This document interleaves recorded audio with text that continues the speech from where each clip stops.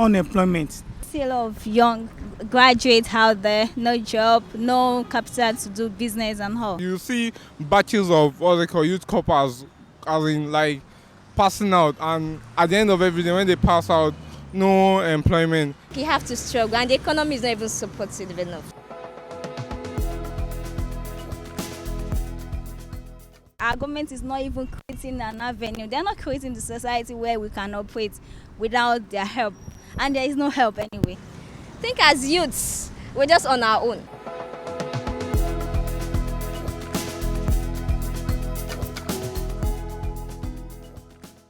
It's clear that you have very high hopes for the Nigerian, Yes. for Nigerian youth. You believe so much in I that. do have. Well, I've listened to all you've said, and comparing your expectations and what you believe that we can do as young people. Would you say that the average Nigerian youth is properly formed? Well, I would not say so.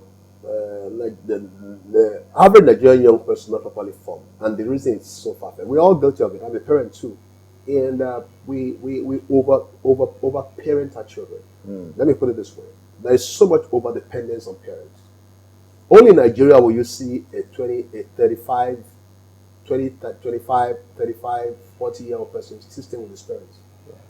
In a developed society, once you are 18, the parents tell you, well, you want to go get your own place, you want to go, whatever. So you see that by the time you are 20, you already have a decision. It's one of the reasons why also they marry early. Yeah.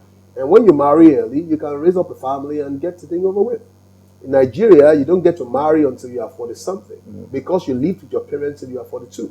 So there is over-dependence on parents. And what this means is it removes the capacity of the people. It makes them dependent. It gives them, it does not allow them to be psychologically mature and economically independent. And that's a big problem. Yeah. So we need to change that.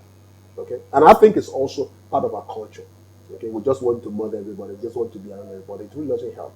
It doesn't help the development, the psychological and developmental of the young person. It makes them perpetually infantile. When we look at the outcome of this lack of opportunities for economic expression, when there is no employment, when there is no education, people resort to violence, and then they begin to exhibit different traits. For instance, the young person begins to feel lost and frustrated, and that's very sad. Some of them resort to taking drugs and get into cultism. Some of them, you see, they manifest impatience and high level of impulsiveness. They just can't keep there. They want to buy. They want to do this. And then you see there's also gaps in politeness and social graces. Yeah. The Nigerian youths are getting a lot more nasty. Okay, now there are still a few of them, but I think that it doesn't have to get to that. Yeah. Then there's the issue of an increase, in suicide, which never happened to Nigerian young people. Yeah. Nigerians never used to commit suicide, but you could see the rate of suicide is increased among young people. One person loses a relationship, he goes and kills himself. One person fails an exam, he goes and kills himself. So I think that we're going to see that the outcome of the lack of economic expression is coming out in this area. For instance, also in the area of less empathy for people's misfortune. Yeah. The other day, someone said someone was dying, and Nigerian young people were taking their cameras to record so they can say, I'm the one that posted it on Facebook, I'm the one that posted it on Twitter. So you could see that people are getting less empathic, but disconnected. Yeah. About it. So that becomes a problem. Okay. And many other things we need to look at. Okay. But there is hope. I think that there can be a change. If Nigerian youth decide, I'm going to change.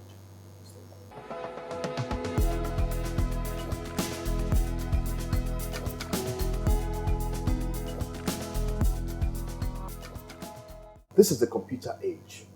And I think that as young people, you have such unusual capacity by the sheer use and the availability of even the social media to you, that you can actually override the wrongs that generations like mine and those older than mine have done.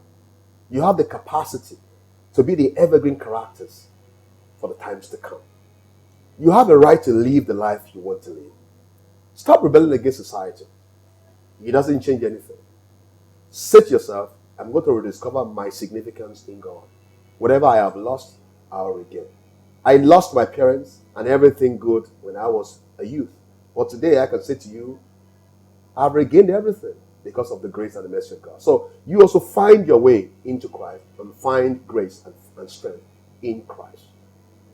I have a takeaway for you today, like I always do, and this is it. 1 Timothy chapter 4, verse 12. And it says, let no one despise your youth, but be an example to the believers in word, in conduct, in love, in spirit, in faith, in purity. Till I see you next week, always remember, as we always say, that people matter.